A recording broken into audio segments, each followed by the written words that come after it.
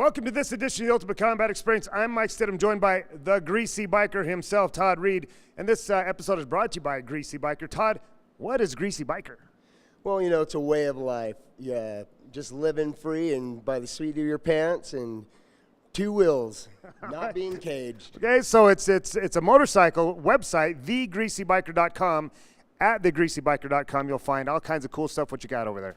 Yeah, right now we just got a bunch of neat Greasy Biker swag, hats, hoodies, beanies, doing some artwork, some stencil art.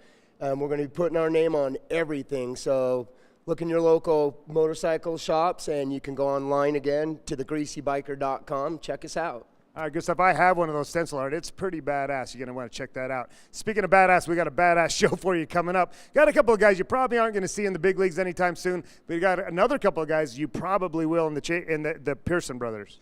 Yeah, you know, these two guys are excellent wrestlers. They're fun to watch, and they always bring it to the cage every time they come out. Amazing. Chase and Rusty Pearson. You're going to want to check it out. It's the Ultimate Combat Experience coming right at you. Boy, I'll tell you what, Jason Dalton coming into the cage feeling pretty good about things. I'm not so sure he's going to be meeting any ladies with those dance moves after the fight, though. Well, I want to see that kick during the fight. I'll tell you what, he's got a lot of energy right now. He looks like he's ready to go. He's going to need it, though. He's going up against a pretty tough kid in Chase Pearson, and Jason knows this, man. We talked to him before the show. In fact, the Athletic Commission didn't want to let this fight happen because Chase Pearson is that good. And but you know, Jason Dalton argued, look, I've got twice as many fights as he has. I think I can do it. And they said, well, all right, let's let this thing rock. Now, Chase Pearson, we say he's good. We've only seen him fight one other time, and he was a beast. So, you know, Jason Dalton, he's got his hands full. We'll have to see what happens here. Either way, this is going to be an exciting fight. But it's nice to see Chase Pearson, the Pearson brothers, get back into the cage. These guys, you see his brother Rusty there working his corner. He'll be fighting later this evening. It's just nice to see these guys grow and develop as fighters, getting that cage time in here, because I can tell you these guys are going to be something special. Both of them multiple-time state wrestling champions here in the state of Utah. And right there you see where that wrestling comes right in handy. He immediately catches the kick of Jason Dalton, the one you wanted to see, and puts him on his back. Yeah, that wasn't very impressive. It was much more impressive to the air, wasn't it? Yes. He threw that kick out of the man, and Chase Pearson wasted no time in taking him down, and now putting a little hurt on him and looking for that submission. And you know what, I think Todd? we've seen this. Yeah, we've seen the end of this fight. Pretty close to. Oh, well, there you go, man. Jason Dalton's showing he's got a little more than we thought he had. Nice work coming out of that guillotine and throwing some big bombs, but once again, just standing himself straight up for Chase Pearson to be able to take him back down. That was a nice head throw.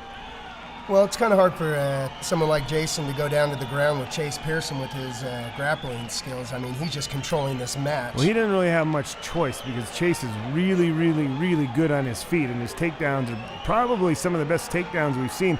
You know, Chase Pearson's not really all that great in terms of submission grappling, but his wrestling is as good as it gets. Well, Jason's got his hands full here. Looks like Chase Pearson's got his hands full of Jason's head. And you see right there, he's not really adept in his submission game, although that really hurts. It's just not a sound submission. He's cranking on that arm, and Jason Dalton, I'm sure, isn't really appreciating it, but you're probably not going to get a tap out of that. Jason Dalton weathering the pressure, and this is why we let the fight go on here, because Jason Dalton, a lot of guys would have tapped to this already because it's super uncomfortable, but Jason Dalton, he's a tough kid. You know, he's a durable kid, just not the most skilled fighter you're going to see, but you know, you can't teach toughness, and you know, if he sticks with it, he could be good when he's. And what I really liked about it, he didn't shy away from this fight. He really wanted the fight. You know, when we proposed it to him, we told him what he was up against. He knew, he's seen Chase Pearson fight before, and he said, you know, look, give me the challenge, man. I want it. Right now he might be second guessing that philosophy, but he did step up to the challenge. Oh my goodness, that's on tight. There's your tap right there. There we go. Yeah, that thing was again, he didn't have his hooks in. You know, he's not a real technically sound grappler, but you know, he did know how to sink that choke in. He choked it on pretty tight.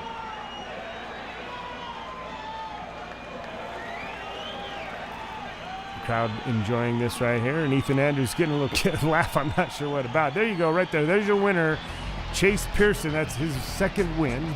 He's 2-0, and it doesn't look to me like he's going anywhere anytime soon. I'm sure we'll see a lot more of him.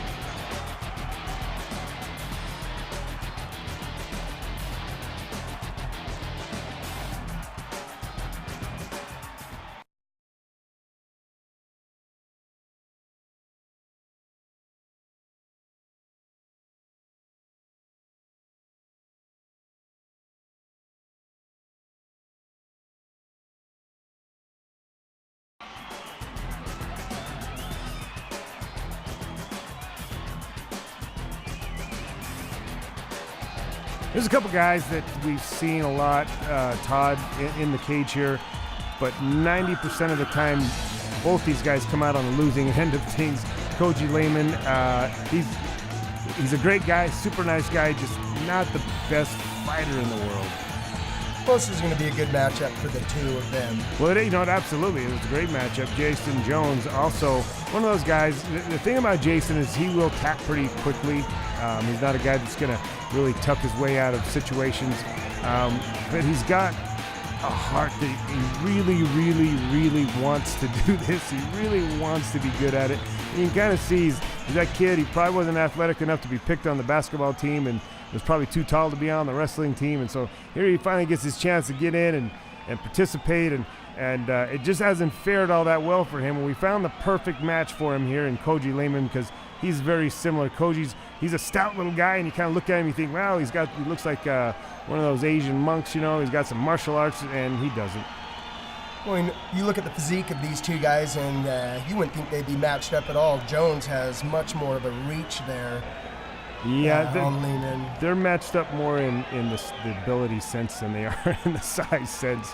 I'm not so sure where they land in terms of their weight and all, but they're a good matchup in every aspect of the game other than their weight.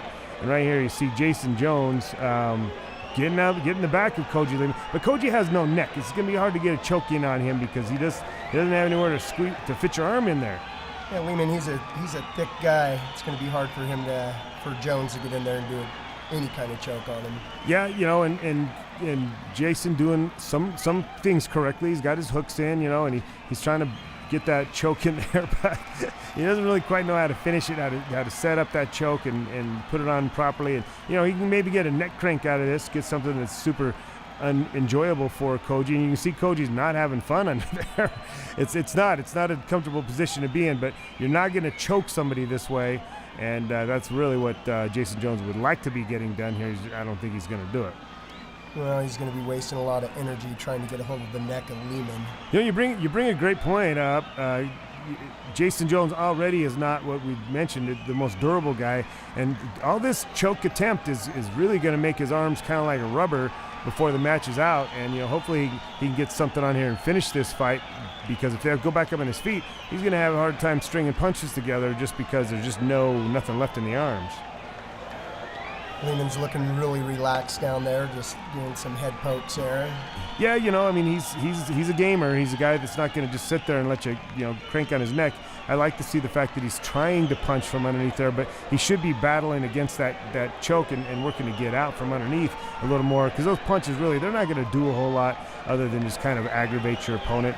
And to me, why use that wasted energy? What I'd rather see him do is use that energy to try to get out, to get his hooks out, to get his, to defend the choke. Things that he's doing now, probably should have been doing a little bit earlier. And Koji, I can't ever tell if he's in pain or not. He always has the same look on his face there. Jason Jones got to be feeling kind of good about things. He doesn't find himself on the top very often, and he's on top, and he's been in control of this match since it began. So Jason Jones really has to be feeling pretty good about stuff right now. Koji just looking over the shoulder. There you are, bud. Finally gets him off his back, and it looks like that's going to bring it close to round number one, right as Koji Lehman was about to turn the favor on Jason Jones. And you mentioned it earlier, he's going to be pretty worn out from all those choke attempts, and you see right there Jason Jones looks pretty tired. That was not a very pretty takedown attempt. Koji Lehman's got a lot more energy. You can see right here, he was laying on a pillow that entire first round, and now look at him go, boy. I'll tell you what, I bet Jason wishes he was on the back of him now. He's getting slammed. Yep, and looks like referee Ethan Andrews has seen enough. He's going to call a close to this. Okay, so clear victory in round number 1 for Jason Jones, which might be a first for him, that he won a round. So let's start there. Let's start with the little things. But he did lose the fight there. And Koji Lehman coming up with a big win. And what was a pick'em fight between these two. Koji Lehman comes out on top. Jason Jones, man, get yourself into the gym and come back and do this again, my man.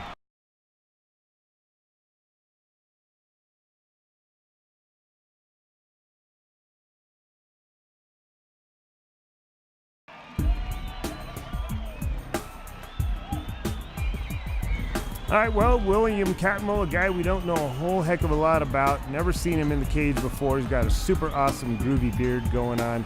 Other than that, I don't really know a whole lot about this guy. Yeah, I don't either. I've never seen him fight before, going up against Joe Woodard. Don't know much about Joe either. And, interestingly enough, both these guys, we tried to get a little stuff out of them, information out of them before the fight, and I don't really have a whole lot to say, man. They just they saw it on television, decided they want to come in here and give a shot at it. And Woodard looks pretty confident coming into the cage. Looks like he had to cover up some holes in his ears there. If you're wondering what that tape on his ears, he's got those gauges in his ears, and you have to cover it up with tape, which I don't know why you'd want to fight with those things anyway, man. It's going to rip your earlobe off, and it doesn't sound like a lot of fun to me. You get a finger in there, and that's a great way to submit someone. Why not? Finger in each ear. Whoops, did I do that? All right, touch of the gloves. Ethan Andrews, your referee for this contest, and here we go. Oh, big right hand there to start things off. It's interesting with these young guys, man. You get caught with a shot, and it just makes them mad sometimes. They just come out firing even harder. And a lot going on here. It's kind of hard to call the action because there's so much going on. Not a lot of it is controlled action, but it's action nonetheless.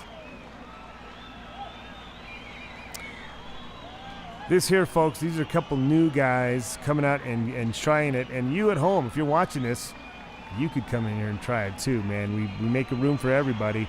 That's what the Ultimate Combat Experience is all about. You come in and have the experience. You haven't lived until you've gotten in the cage and been punched by some person you've never met before and being able to return the favor. And it feels good. So happy, feel good feeling. Right, Todd? Yeah, well, it looks like William there is he's trying to figure out what to do. He keeps grabbing for some arms and trying to get that leg up behind his head. I don't think he knows where he's going from here. Well, he's seen it on TV, and there are a few things that you can kind of pick up by watching it on TV. He's got a closed guard there, and I'm not really sure quite how to change his fortune here to get off his back. But as you say, he's trying. Let's call this your Greasy Biker moment of awesomeness, where he's trying real hard, just like the Greasy Biker name speaks to, right? That's what we love about Greasy Bikers. They just try hard. All right, well, Woodard's not doing much better in terms of, he's on top. He's not doing a whole lot of damage. He's throwing a punch here and there, but not really accurate with his punching, I should say. He's punching him in the shoulder, punching him in places that aren't really going to have a whole lot of effectiveness. But he is punching. When he does, he opens himself up for a reversal attempt. Haven't quite figured that out. Now he's got his back, and now he's got a choke, and I think that's gonna end it right there. He's not wasting any time with this. He's got it on pretty tight there. Yeah, it doesn't look very comfortable underneath. If he would scoot his elbow over just a little bit further, that choke would have been done. But, fortunately for him, he knows to keep his hooks in. He knows to keep position there. And it's just going to get real super uncomfortable for William Catmull here. And that's what happened right there. You saw the tap. I don't think he was getting choked out. I think he was just not digging his head getting pinched off like that. So both these guys are going to go back. They're going to go home. They're going to turn on the television. They're going to watch this fight. What do you think the chances of either one of these guys coming back here and doing it again? I don't know. I would like to see it just because I love to watch anyone fight. you got to give it up for these guys that get in here week after week, and they're not training. They're coming in here. They feel like they're tough guys, and you get in the ring, you're a tough guy. I got to tell you, until you've experienced that cage door closing behind you, you'll never know what it feels like. So it takes a lot of cojones to come in here and do it. Joe Woodard, your winner tonight, getting things done. Let's move on to a couple of bigger guys, a little bit bigger guys, and Travis Timmerman and Spencer Thompson. My goodness, this Spencer Thompson looks like a pretty stout kid. Ate his Wheaties this morning for sure. Don't know much about this kid either. He's a newcomer to the scene here, and but he looks like he's been in the gym a little bit, lifting the weights at least. I don't know if he's been in the fight gym or not. His friends look like they're having fun over there, working his corner. And Travis Timmerman. Now this guy, he's a different kid. Let me put it that way. He's a different kid. Yeah, a couple big boys. We're going to see some hard hits here. There are a couple big boys. Travis Timmerman doesn't stop talking. He's one of those guys, and he talks about some funny stuff. I don't think he's trying to be funny, but he's pretty funny. All right, feeling good about things. Ethan Andrews still your referee. We haven't gotten rid of him yet. He's still coming back. Giving these guys the last-minute instructions before we get to the punching and kicking, and Ethan says, let's get it on. Let's go. Round number 1 in the heavyweight division, Travis Timmerman and Spencer Thompson. Starting things out nice and slow. That's probably well advised in the heavyweight division. They tend to wear out pretty quickly and, kind of get a measured pace, measure your opponent out right there. Nice little jab there by Spencer Thompson. And a nice overhand right by Travis Timmerman. I wouldn't say it was a pretty punch, but it landed. And round and round we go. How do you train when you go up against guys like this that haven't been in the ring much? You don't have much to see with them. You just it's hard to prepare other than you can count on that big right hand or big left hand coming and just take a step back and let it sail on by and then close the gap and return a straight punch of your own. That's typically how you fare well against a guy like this. These big guys seem to get gassed really early into the first round. They're going so hard. Yeah, that's typically what happens. It looks like both these guys are battling for position. They understand mount versus being in your opponent's guard. There was a little half guard action going there. They're not super well versed in that game, but you can tell they at least had a basic understanding of it. And this kind of an interesting situation right there. You saw that Spencer Thompson wanted to stand up, but that's illegal here in Utah. You can't stand and strike a down fighter. So he started to stand up, and he had to bring himself back down to his knee before he could throw any strikes. I don't ever understood why people like to do that so much. They burn a lot of energy lifting their opponent up, and then not a whole lot of payday for it at the end. That little slam down onto the mat from a foot off the ground is really not going to do much. Not a whole lot. Some nice body shots there by Spencer Thompson, doing a good job there. And, conversely, Travis Timmerman throwing some body shots of his own, but not a lot behind it. It's hard to muster up a whole lot of energy when you're on your back like that. So I would, again, I don't want to sound redundant from earlier, but work on improving your position. Get out of where you're at, and don't worry about these baby shots because they're not going to have a lot of payday for that. Pretty impressive. Timmerman took some big elbows to the face and was able to jump right up. He's a tough kid. He's, in terms of you punch him in his face and he'll keep coming at you. He's a tough kid in that regard. He's just not super, pretty to watch fight. But yeah, you gotta really put some damage on this kid to stop him. You got to wonder what's going through Thompson's head right there with all those blows he's thrown to the head of Timmerman and having him hop up like that. It's got to. Worry you. Yeah, I absolutely agree. And I'm not sure why Ethan stopped this fight. I think he thought some of that blood was coming from an eye or something. That looks like a nosebleed to me, and I think you just let that go. You don't need to stop that. Maybe Ethan wanted to remind everybody he was the referee. Timmerman losing his footing a little bit. It might be on a This is turning into a slugfest here. I mean, yeah, some of those punches are coming way up over the head. More like a slap. Yeah, these guys are definitely getting after it. I think that's going to be at the end of the first round there. And both these guys are going to go back and regroup, retool. Hopefully they can get some of that energy back. Now it looks like, oh boy, Josh Spencer Thompson with a nice big raspberry on his eye there. We're going to take a break. Round 2. When we come back.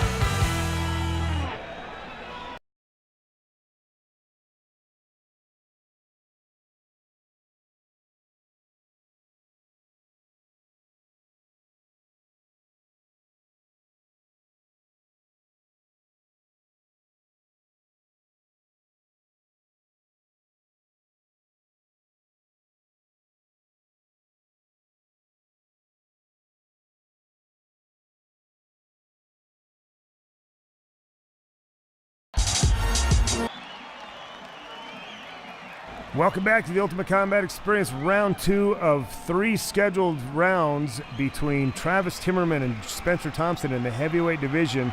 Spencer Thompson was really in control most of the first round, although as they broke at the end of the round, he stood up with a big raspberry over his left eye, where Travis Timmerman is happy to punch him 2 more times, 3 more times, 4 more times, and I think that might do it. You get punched in the same spot there, and it becomes very uncomfortable, and looks like that did it. Travis Timmerman was getting manhandled in that first period and was able to come back with a big, decisive victory in the second. I don't know what he's arguing about. You laid down there on the ground there and didn't get back up. So Travis Timmerman, your winner.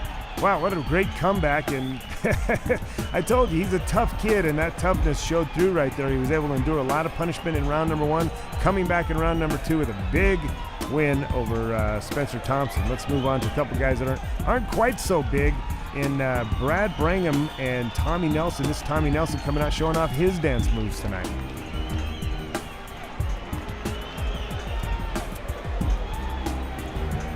Happy to be here, moving around, getting ready for his opponent. These guys are a couple of middleweights, 185-pound weight class, and there you go, man. Brad Brangham. He's bringing it. He's some more big boys. Yeah, he's a big kid too. He's super short, but he's wide.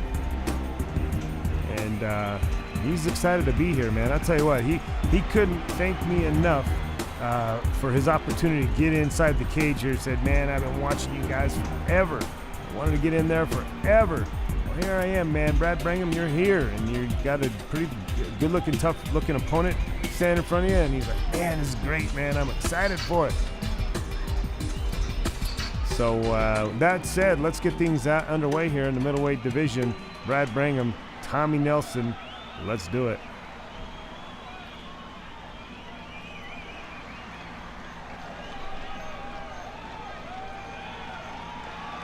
They're both kind of sizing each other up here. That was a nice little side kick I saw out of Brangham there.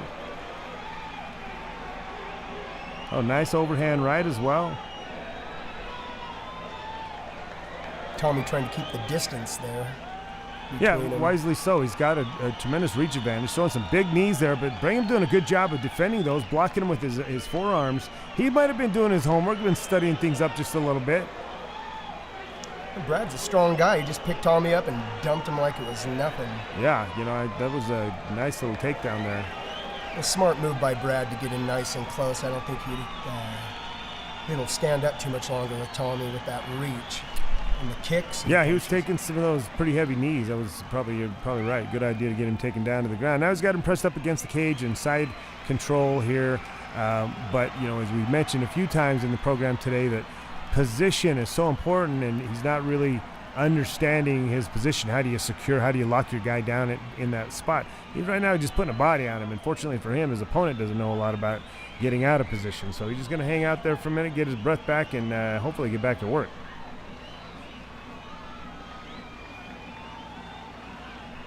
You know, this is a bad spot to be in with your back up against the cage and a big guy like that pressing on you.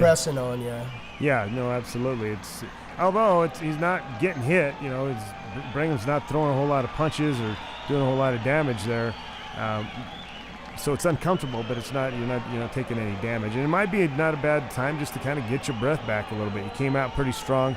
Ethan Andrews said, I've seen enough. I'm going to stand you guys back up. And so now hopefully you've been able to rest up a little bit, get your wind back, and ready to rock and roll.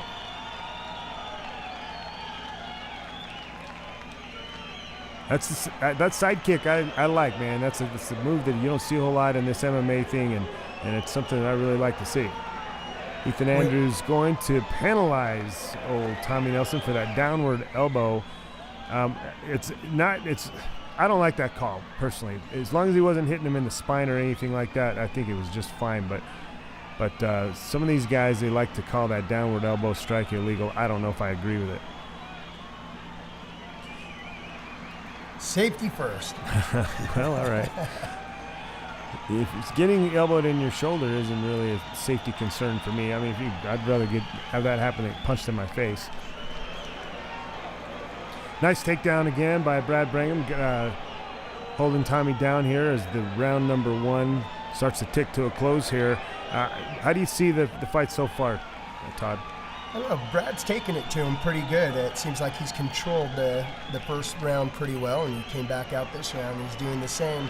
The thing with these big guys, if you're not in the gym training a lot, you're going to get gassed, and we're seeing a lot of that now where there's a lot of breaking and resting in between. Yep. All right. Okay, that's going to end the first round here. We're still in the first round. And it looks like we're going to see it round number 2 here in this one, and we're going to take a break before we do. I think Brad Brangham, he's up pretty heavy.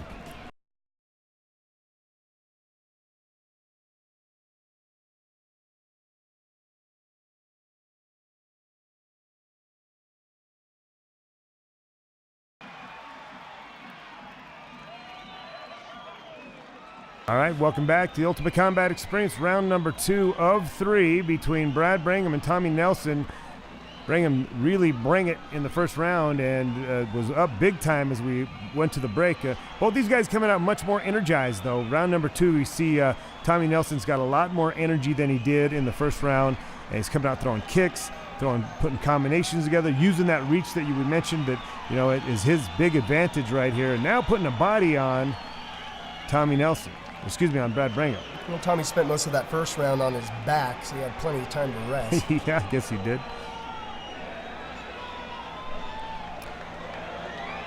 You got to give it up for Brad. I mean, he's relentless. Even with the reach of Tommy, he's getting right in there. He's having no problem shooting in and getting a hold of Tommy. Well, he's gotten in deep here, and the problem is this will wear a lot of energy out of him. What I don't understand is why Tommy Nelson just sat down. He's trying to put a guillotine choke on, but you had your body on this guy, and that was a bad spot for Brad Brangham to have been in, and you just gave it up position. So I don't know, it didn't make a whole lot of sense to me. He's working on this choke here. I'm not so sure he's going to get it. It doesn't even look like it's on very tight. You can see Brangham's head moving around a lot, which means you don't have his head isolated. You don't have his head in a bad position, and A, you're going to wear your arms out, and B, you just gave up a really good position for this submission attempt. This really isn't a bad spot for Brad to be at right now because he's letting Tommy waste all that energy. Well, Brad should show a little bit of urgency. I mean, you're in a fist fight, and get to work. You're down there not doing a whole lot of anything, and you should. If he would put a little effort in, he could probably finish this fight. All right, Ethan Andrews is going to stand these two guys back up. And I like that stoppage there. Ethan, there wasn't a whole lot going on, but these guys are tired, man. And Brangham's just leaning up against the cage. He can't even keep his feet. Where's all that excitement I heard out of him earlier about, I can't wait to get in there, I've been waiting forever, and now we can't wait to get out of here, I'll bet. Took a big right by Tommy. Two big right hands. And it did seem to wake him up just a little bit, but just long enough to go back to that bad position we alluded to earlier. And hopefully for him, his opponent's dumb enough to give it up again. That'll wear you down right there when you're underneath the guy and he's just putting all his weight on you and dropping some big body shots as well. That'll take it out of you. So Tommy's looking over to his corner. What do I do? How do I get out of here, man? Those liver shots will take a toll, too. I'm not sure what Ethan Andrews is yelling at him for. Is that the end of the second round there? It looks like we're going to see a third round. Maybe. If this guy gets up. Bring him. You done bring it.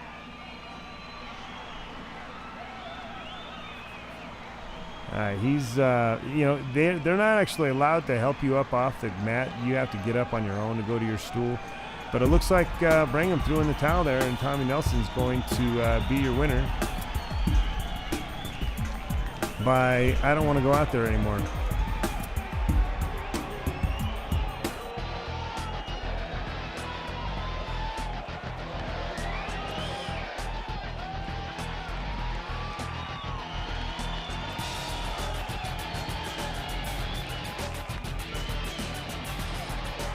All right, these guys are going to be a lot of fun to watch. This here is Jhesua Arias, tough kid, been training for quite some time.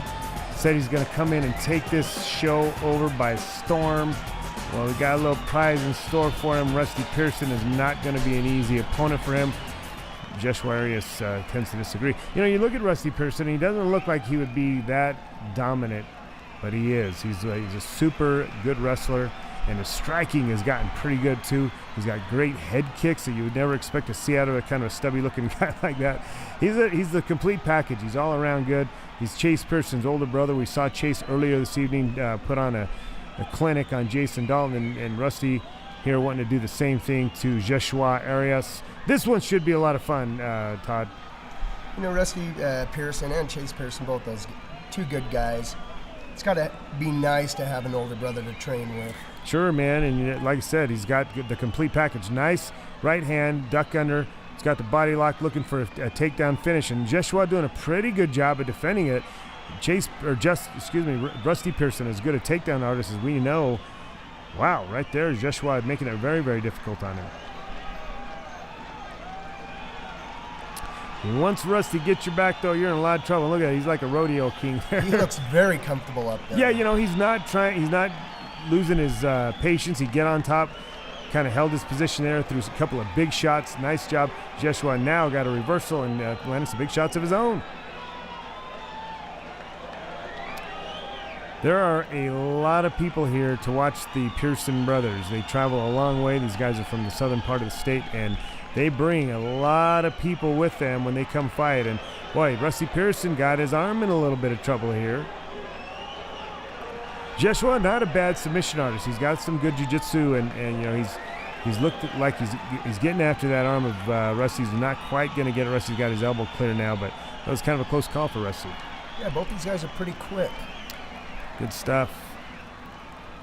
Rusty Pearson, very composed, though, as you mentioned earlier. He picks his shots, doesn't just throw punches to throw punches. He likes to find targets and then land big shots, and saves a lot of energy that way, and those punches are much more devastating to the guy on the receiving end of them.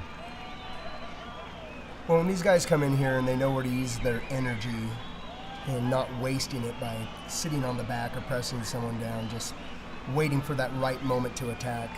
Yeah, Jhesua doing a good job of just hanging on to that hand. You hang on to it, he's not going to be able to punch you with it, but all that hanging on just set up an armbar attempt from Rusty Pearson. Didn't quite get it. But that's the thing about Rusty, that we've seen him grow as he's over the years, or the last several months that he's been here, rather. He used to be kind of a one-trick pony. He used to be a really good wrestler, and then he became a really good striker. And now his submission game and his position game has gotten much, much better, to the point where, boy, man, I would really say he's a really well-rounded, complete fighter. And just keeps going back and forth with these two guys. Yeah, it has been a lot of transition stuff. And what's happening here is Rusty is making some attempts at submission and kind of giving up position in doing so. And Jhesua he's smart enough to see that and is taking full advantage of it. So, yeah, you know, both these guys have found their opportunities and made the most of them. I see as this time goes on, though, I think Rusty's going to have more success at these submission attempts because his opponent's going to start to wear down a little bit, because the attempts were not ill-conceived. He's done a pretty good job with them. You got to give round number one with the takedown and dominant position for the most of the round. We're going to see round two when we come back.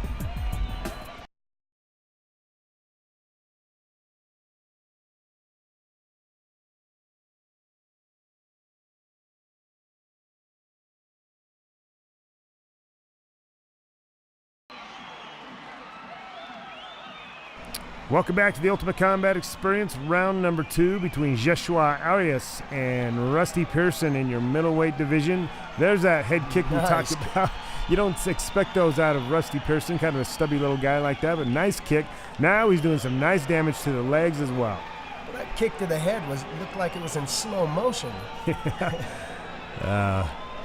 Rusty really is getting to be a good fighter. That's a bad spot to be in. Rusty's got your hips like that, you're in a lot of trouble. And somehow Jhesua able to thwart the takedown attempt. Kind of a Superman punch, sort of, by Rusty Pearson. Once again, showing another element of his game evolving. Yeah, two very tough guys here. Yeah, good stuff. Rusty Pearson slowly working up the body. Now he's got hip control, trying to come over with mount and hooks. And looks like he may have achieved that. There you go. He's booking his opponent's hands and possibly his will, because that was a kind of a slow motion process, and he just slowly but surely took over position. And now look at Jhesua just covering up. Looked like Ethan was stepping in there. If Jhesua didn't do something, he was going to see the end of this fight. Boy, Jhesua still a gamer though, man. Getting to his feet for a moment there. Pearson just looks so relaxed in everything he's doing. He sure does. Everything is so calculated and does a great job. That's gotta hurt. That's gotta hurt.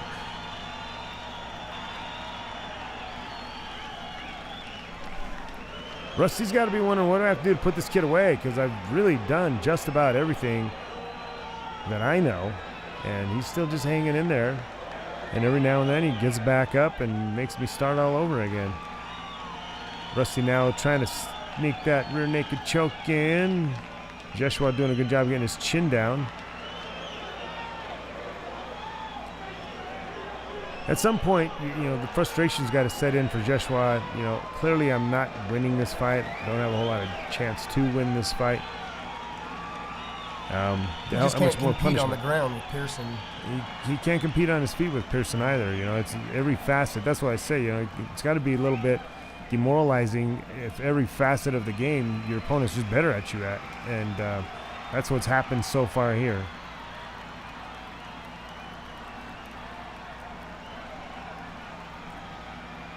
Rusty Pearson continuing to pound away, and Jhesua really just kind of covering up at this point. I don't know, looks like round number 2 we made it through, and Rusty Pearson still kind of befuddled, wondering what do I have to do to put this kid away. The big question here is, will Jhesua return to the cage for a third round after the beating he has taken? It doesn't look like he's going to. Rusty Pearson gets a win. It's the second retirement between rounds that we've seen this evening. Jhesua Arias not willing to come out for round number 3, and Rusty Pearson walks away with a big, hard-fought victory.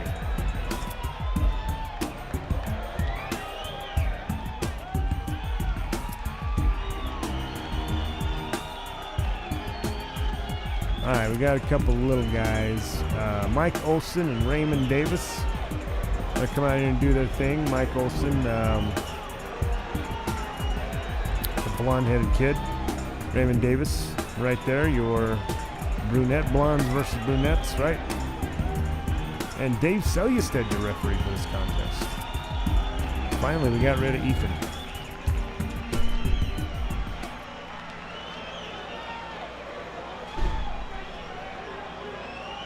Big right hand attempt by Mike Olsen, and Raymond Davis ducks underneath it with a nice takedown.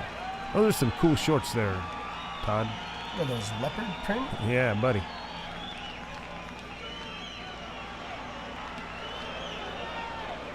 Raymond Davis pounding away at the body.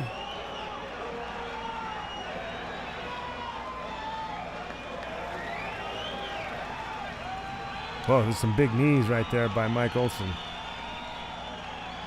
A lot of action in round number 1 here. These guys burning up a lot of energy. What is Dave doing? I think Davis was grabbing the fence there. Dave just wanted to be part of the fight.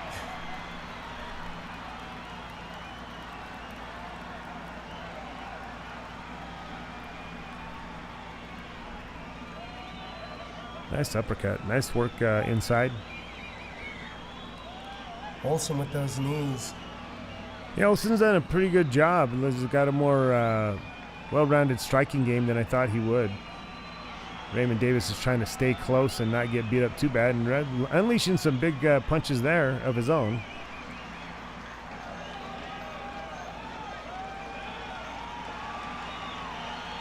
I'll tell you what, that Mike Olsen, he's a pretty tall kid for this weight class as well. He's over 6 foot tall. He's a pretty tall kid. Now getting a headlock, not quite getting the finish on it though. Davis is playing this smart, staying nice and close. Yeah, he's got full mount position, pounding away at the head right here of Mike Olsen.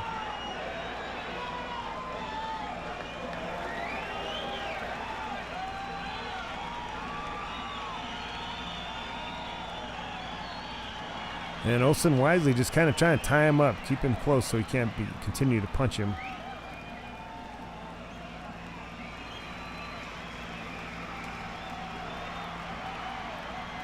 He's got that right arm tied up. There's no way to protect his face there. Yeah, he's pounding away at the head, pounding away at the body.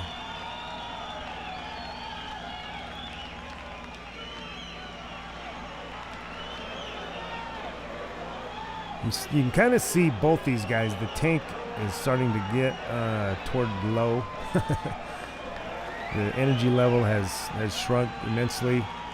And with about 20 seconds left in the round,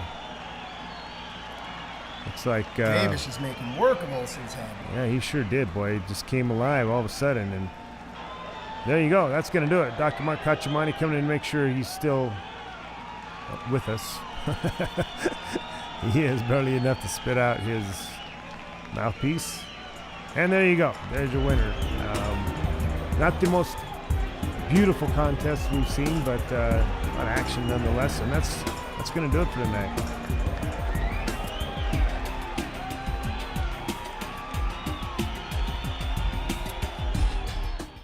Man, oh man, Todd, that was a great show. And I got to tell you, the Pearson brothers did not disappoint. They never seem to. I'll tell you what, these two guys are fun to watch, and they always bring their A game. We're going to watch for them in the big ring, I bet. All right, speaking of the A game, check out thegreasybiker.com, the new title sponsor of the Ultimate Combat Experience. Check them out online. They got all kinds of cool stuff. For Todd Reed, I'm Mike Stidham. We'll see you next week on the Ultimate Combat Experience.